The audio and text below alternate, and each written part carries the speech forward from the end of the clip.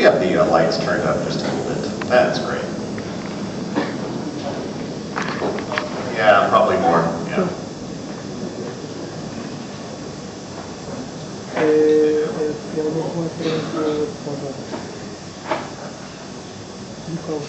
Good evening. Western European time is 10:22. The Universal Media Hour, all English language programming for the foreseeable future.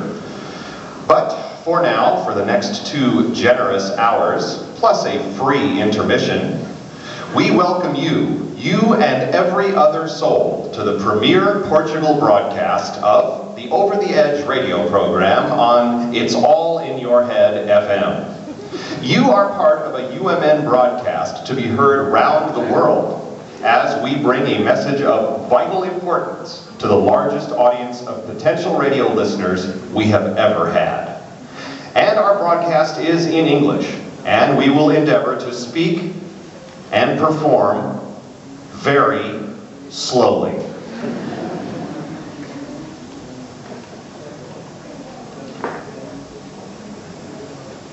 When we find the rest of the script.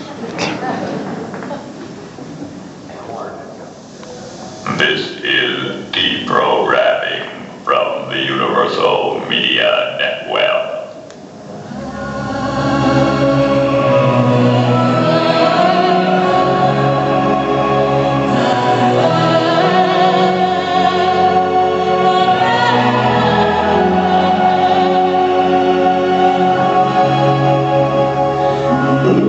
For many people, particularly in this country, thinking about religion is kind of counterintuitive. It's almost something you're not supposed to do. What was your first idea of God, Henry? Whether you're listening by accident or by design, stay tuned right here for the truth about truth. I'm Dr. Oslo Norway, CEO and President of One World Advertising. Here tonight with Negativland to bring you It's All in Your Head FM, a specialty skeptical broadcast format from UMN. Now, as President and CEO of One World Advertising, it's always been my job to tap into the human psyche and identify its unconscious desires.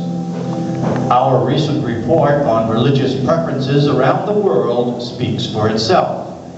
Since that report first blasted through the psychic landscape of America, the It's All in Your Head movement has, and quite understandably in my opinion, spread like an avian flu virus, even taking hold in parts of the globe as far-flung as, if you'll excuse the expression, Turkey. And that's just the tip of the beat. The deepest part of our beings. We reach to symbol, we reach to poetry, we reach to art, to try to begin to articulate what those things are. And I think that we have to acknowledge that we're in this realm when we begin to talk about those. And if we take the symbols and don't acknowledge that they're symbols, then we get into this trouble. If we try to make them facts, you mean?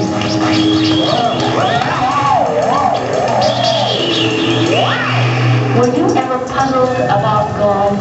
An illusion, but our science is not an illusion. Darwin has shown us that we descend from monkeys. The Copernicus has said we are not the center of the universe. And Freud was saying, come down from your heights, human beings. You are not as great as you say you are. You have to save yourself from your delusions. You are full of sexuality. You are full of hatred and lust and envy. Face yourself. I am going to save you from those delusions. Buddhistic, and God is beyond definition, beyond pigeonholing and describing fully. Any definitions are provisional, and to say someone else's understanding of God is simply wrong. Spiritual arrogance. Well, And then it came to pass that during some... Let us have prayer.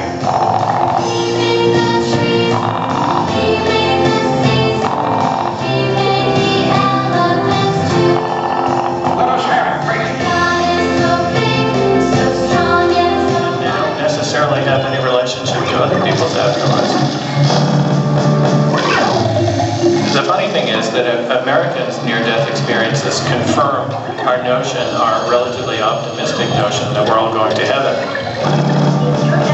But if you look at near-death experiences over 2,000 years of history, you find that most often in the past they were fearful experiences in which people experienced going to hell, and when they recovered from it, then they changed their lives and became good religious people. It seems to most Americans that we don't need to do that. Most of us think we're living just fine lives, and so we experience heaven. How about your heaven, Eddie? Oh, yes.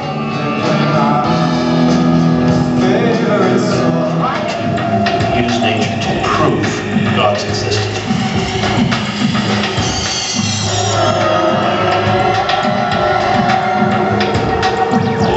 I believe that Jesus Christ said, I am the way, the truth, and the life. Now, if I am a follower of Jesus Christ, who am I to say that I'm not going to put myself under the authority and the teaching of Jesus Christ? It's not arrogance, it's submission to the lordship of Jesus Christ. You know, I know that in a modern, relativist, syncretistic age, the exclusive claims of traditional Christian faith jar the ear.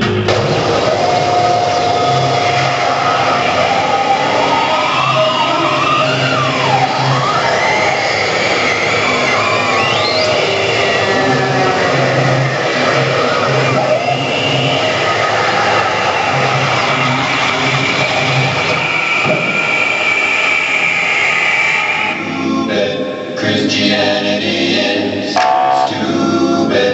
Christianity is stupid. Christianity is stupid. Christianity is stupid.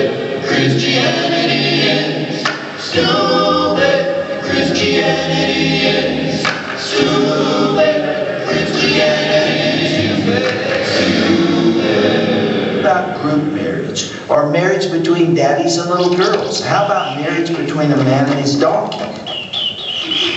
We have learned to take personal testimony at face value. If somebody stands up and offers searing personal testimony of some awful personal experience or some alleged abuse, we're not supposed to question that. We're not supposed to seek evidence of that. We're not supposed to cross-examine the person who's testifying because that's considered another form of abuse.